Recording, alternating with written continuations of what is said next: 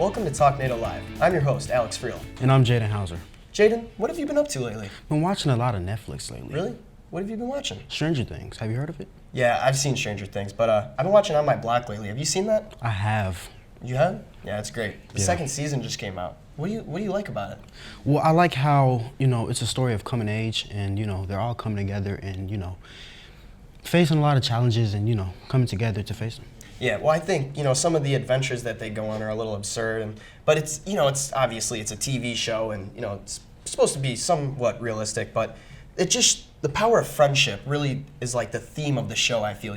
They're all going into high school together, a very diverse crowd, they're from LA, and they all have to go through like these weird, wonky adventures, but in the end, they always have each other, and I think that's like the most important thing about the show. Yeah. So Stranger Things, isn't there a new season coming out soon? There is. The new one drops July 4th. It does? I can't wait for that. Do you like season 1 or 2 better? I have to say I like season 2 better. Season 1 left with cliffhanger, and season 2 kind of tied the story together, and I'm eager to see what happens next. Yeah. Have you seen The Umbrella Academy? I have not, but there's been a lot of buzz about it. Yeah, I was browsing the Netflix TV shows, and I saw the thumbnail was a picture of a monkey. A monkey? Yeah. Yeah, isn't that goofy? It is. Yeah, so I had to check it out. It was pretty good. But Stranger Things, who's your favorite character? I'd have to say 11. Really? Yes. Yeah, 11's a cool one. I think like the sci-fi part about this show, it's so 80s, and obviously we didn't grow up in the 80s because it's the 2010s, but to kind of get a feel of what kids were doing back in that time, they're riding their bikes, going on these crazy adventures, but then it's also got the sci-fi twist, obviously, with the upside down and the monsters and the superpowers, and it's great. But personally, my favorite character is Dustin. You know him? Dustin. Yeah.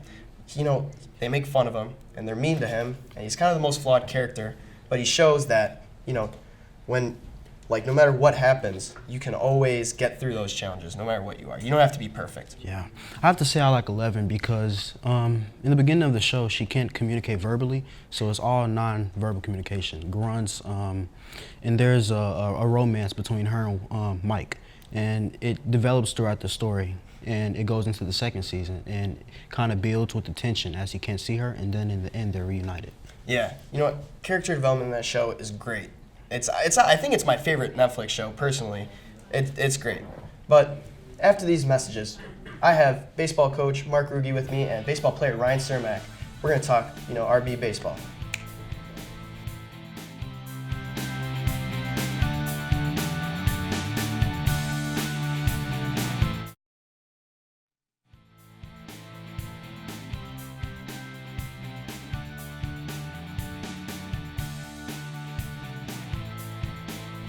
Hello, welcome back to TalkNado. Today with me, I have Mr. Ruge. How are you, sir? How you doing, sir? And Ryan Cermak, senior baseball player. He's a coach. So, Mr. Ruge, how's this season been going? Season's been going well. We started off, we played most of our games in the weather. I mean, it was cold, miserable, but we don't like to talk about it. We had a chance to try a couple different kids at different positions. We're fighting through some injuries right now. I mean, if I looked at the season right now, I'm happy because majority of our players have on-base percentages near 400, which is what we kind of look for. Mm-hmm. And we're starting to get some of our guys healthy. So far, so good. Yeah, that's awesome. Now, Ryan, you're a senior this year. Mm-hmm. It's your last year. What are your thoughts going into this season? When you started, were you thinking, we're going to win everything this year? What is your mentality when you're out there? Well, we're just trying to do inning by inning, win the game, of course, score more runs than the other team, and want that throughout the whole season. Yeah. Now, how's the team chemistry? Is that all good? Everybody's getting along? Yeah, a bunch of us have been playing since we were kids, since middle school, even before that, and playing high school is really fun. Yeah. Now, I must ask, are there any behavioral issues on this team? Absolutely not. Actually, our leaders take care of the behavioral issues. If we actually get along really well with the kids. I mean, one of the processes we go through before the season, the guys that we want with us, we have 25 this year, is we use analysis of how they played the last couple of years, coaches' notes, how are their grades, and how did they bend. And, we're very lucky. I mean, the experience sometimes off the field is even more rewarding than on the field. We have a lot of fun together. No, I would say we have absolutely no behavioral issues. Perfect. So, Ryan, what are some of your favorite moments playing baseball at RB then? Oh, I mean, just playing with all the older players who used to be my role models, and now younger players. I have a lot of fun playing with them. Yeah. And what position do you play? I'm pitcher and shortstop. That's awesome. Now, going forward, what do you see? What are your goals for the team? Are you shooting for state or, trying to go deep? Well, the way it's set up for us, because we're in 4A, we're in the top tier. Right out the gate, we play like the best teams in the state. So we're realistic. What we do is we wind up, like Ryan said, winning by inning by inning, game by game. Conference is always our first goal, and then we get into regionals, and then we would like to have a good showing in regionals. It's one game at a time. You can't just sit here and say, I want to win state, because it's not practical. We want to get better. It's something we talk about all the time. And I think the mix of young kids and veterans that we have this year, we're positioned well. That's awesome. Now, conference, how do you go into a game, you think, I got to win this game? How tough is baseball mentally for you? Well, there's a lot of barriers, but some teams are good, some teams are bad, but you can't play down to a competition. Just gotta stay true to your team and play with each other. So why don't you tell me about some of the, pre-game routines, how you get these guys whipped up in shape to be ready to play? Well, one of the things we do actually in the off season is that these guys have been through so many drills and pre-game prep. They handle it themselves. As soon as we get off the bus, our pitchers and catchers, they go do their thing. I mean, if the pitcher's got to run their poles, get ready, long toss, that happens, then we have the rest of our team, they'll go ahead and they'll do their regular dynamic drills, running, throwing. Guys will hit whiffles off to the side. Coaches then meet. We have, then we'll fungo to the kids. I'll finish fungoing to the outfield. Coach Till will take the infield. We'll get our pitcher ready to go. They'll come down, let us know what's working. Is this fastball working? How's a slider? We game prep. Get them all together, focused, and go have some fun. Yeah. Now, Ryan, as a pitcher, I watch MLB. I see they're flashing signals, and it seems like a very hard job. Now, you have to go up there and you have to pitch a lot. Is that tiring? Like, do you ever get bored, or is that always fun for you? Me and Mike Schicker, both battery, we love each other. We'll get mad at each other, but we make it fun, interesting, and it doesn't get old. Yeah. That's awesome. I think it's great that you guys have such great chemistry. It's such a great program. What has this program meant to you over the last 4 years? It's everything. Put my heart into all of it, and I couldn't thank Coach Ruge and Coach Till for just everything. Yeah. Now, for you, what does coaching mean to you? What's your favorite part about it? Well, first off, just being able to coach with Dallas Till, he's just an amazing coach. I don't think he gets enough respect in his building, because the guy, he coaches two sports, girls basketball, boys baseball. We win 20 games every year. That's what we do. But, just spending time with him is awesome. And then, really, the on-field stuff, when you practice and you work, that stuff takes care of itself. It's the off-field stuff, just the relationships that I have with the kids. I absolutely love it. That's the greatest part of the job for me. I try to keep, and the best thing about coaching is you just can't treat the entire team the same way.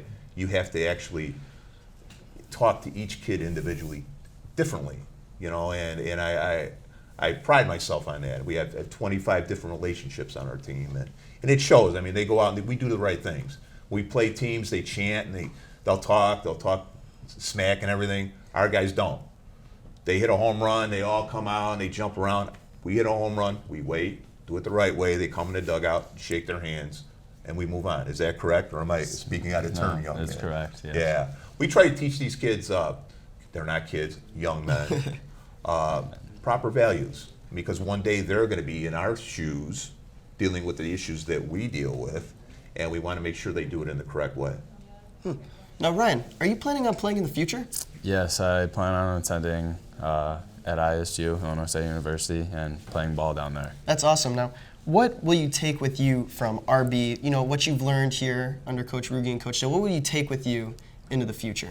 Just respect of the game. Don't play bush like he was talking about.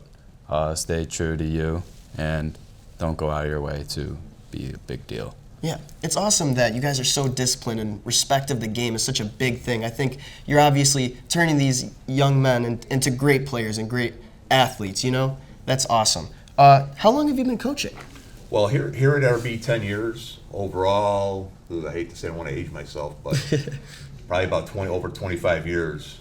But I've learned something new every day. All right, that's awesome. Thank you guys so much for coming in. Oh, thank After you. these messages, my co-host Jaden will be back with some animals from the Brookfield Zoo.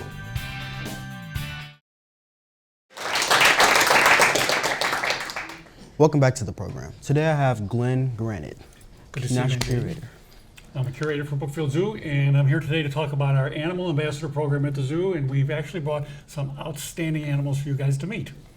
So we're ready for the first one. One of our keepers, Scott, is bringing it out. And this is Riley. Now, Riley is a leopard gecko. Wow. You take a look at him there, you can see what a beautiful animal this is. So is this a male or female? This is a female. She's about 4 years old, and this is almost full grown. Some individuals will get a little bit larger, but she's pretty much grown. Some really cool things about these animals. They're from areas of the world like Iran, Iraq, Northern Africa, and the desert and stuff. So they live where there's not a lot of water. They can actually store water in their tails and live through really dry times.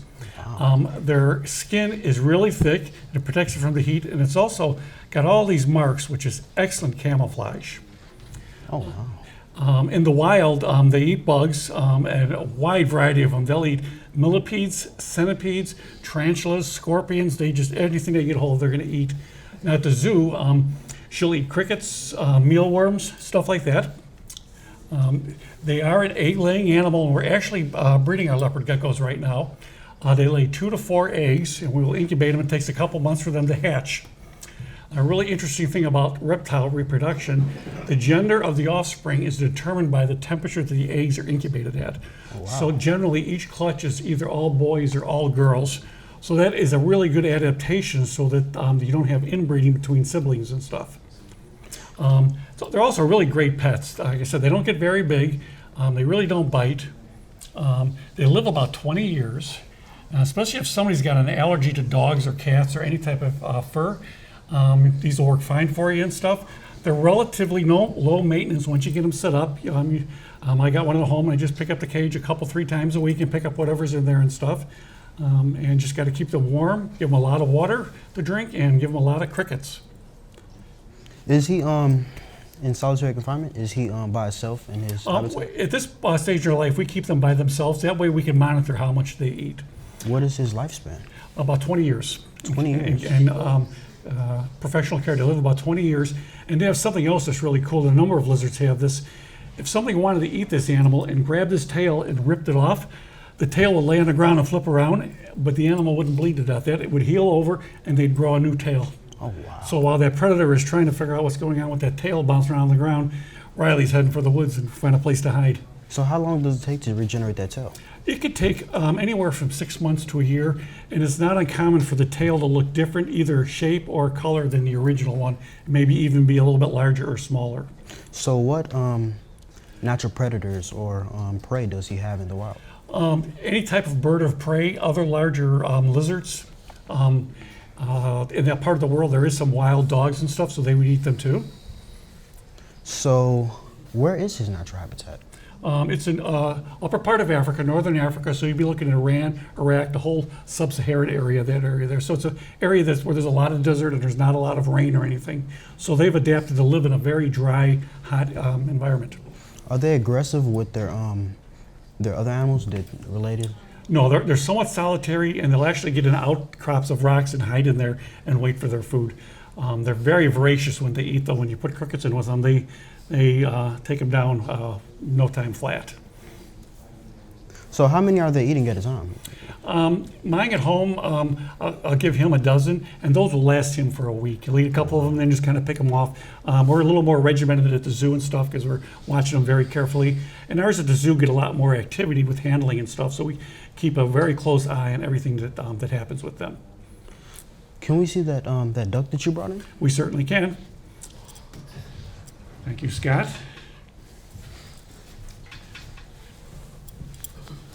Oh, wow. Now we're going to let Marcia hold that animal for us because she looks pretty comfortable, both Marcia and the duck. This is a wood duck, a female North American wood duck, and they're actually native to this area all through North America. They call them wood ducks because they live in trees a lot. They actually, the claws on their feet are different than a mallard or other ducks because they get up in trees. And they have this really cool breeding behavior where they will lay their eggs not on the ground, but they'll look for an open cavity in a tree, 10, 15, 20 feet up. They lay their eggs in there, incubate them in there. Now that's obviously provides a lot of protection from predators. And when the ducklings hatch out, after about a day, they just jump out of the tree right to the ground and walk to the water. And when they get to the water, they're ready to swim and eat, and they're good to go. Wow. So are they solitary animals, or are they, do they Well, communicate with other animals? It's a good question and stuff. When they breed, they're in a pair, but ducks often travel in flocks and stuff. Penny has a friend back at the zoo, and that's Lincoln. He's a male wood duck. Now, male wood ducks have really bright colors and stuff, although she still is a very attractive animal. And if you want to see a wood duck in the wild, the best place right now to go to Brookfield Zoo, go to our Swan Lake, which is on the west side of the zoo, and there's they're migrating through. There's all kinds of migratory birds, and you can see them right out there in the wild. What does her diet look like? Right now, she's having some mealworms. Oh, wow. Now, if you were to try to hold a wood duck in the wild, it's going to flap and make all kinds of noise and stuff, but you can see it's very calm with Marcia. We actually hatched this bird out at Brookfield Zoo, and Marcia was part of the team that hand raised it and stuff. So it sees Marcia as something very positive. It's it's her friend and provides her with worms, and not like somebody that gives you free mealworms. Wow, that's nice. And the last animal, can we check out that python? Absolutely. Thank you, Marcia. Thanks, Penny.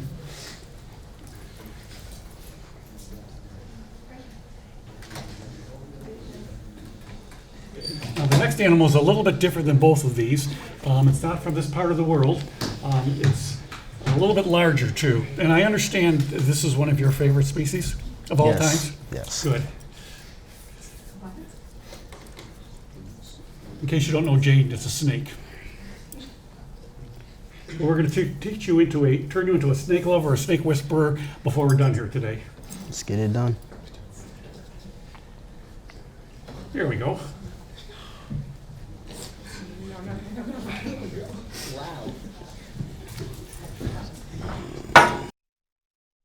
That's fine there. That's fine. Now, There. this is not a garter snake. That's fine. Thank you.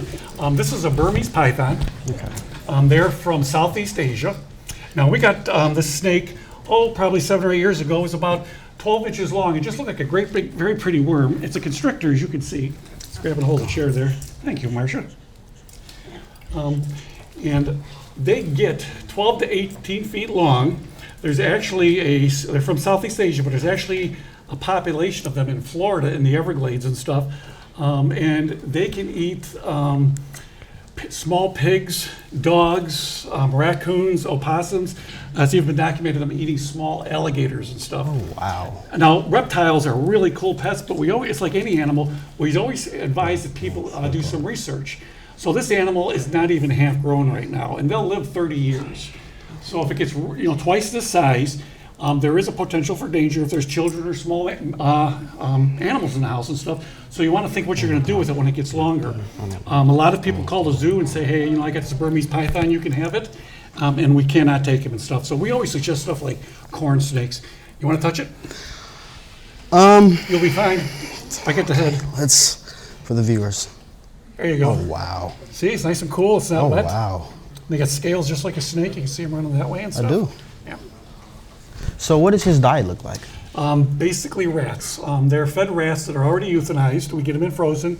We thaw them out, and then he gets about 4 to 6 every Monday. He just eats them at his leisure and stuff. So was he born in captivity? Right.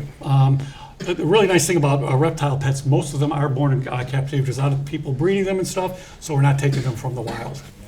That's nice. I'm going to keep an eye on you. Make sure you don't take this home with you, okay? Gotta take it back to the zoo. Wow. So has he eaten today? Has he eaten today? No, what's today? Friday. He'll eat in 3 days on Monday. Oh, wow. Yeah. Is this the midpoint in his life? No, this animal will probably live another 20 years. Like I said, he's 7 or 8 years old and stuff, and we've had him up to about 30 years and stuff. Does he have a name? And Atticus. Wow. Can I position him this way just so I can see the face? Wow. What is he doing right now with his tongue? He's testing the air. They have something called a Jacobson's organ, and they can tell how warm it is or if somebody's around them and stuff. That's another one of their senses. Okay. Well, thank you for coming on the show. All right, glad to be here.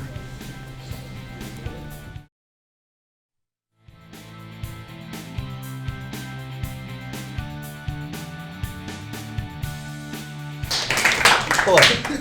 Welcome back to the show. We're big fans of local cuisine here, so earlier this week we went to Bill's place in Grange Park. Here's a look at what we did.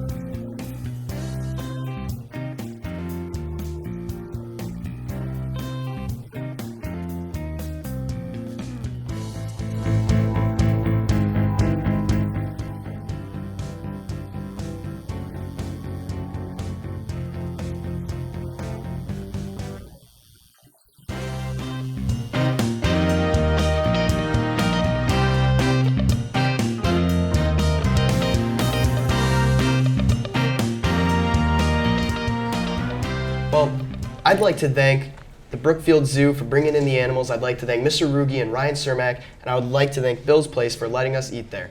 You know, we had a great time. I'm Alex Freel, And I'm Jaden Hauser. and this has been TalkNado Live.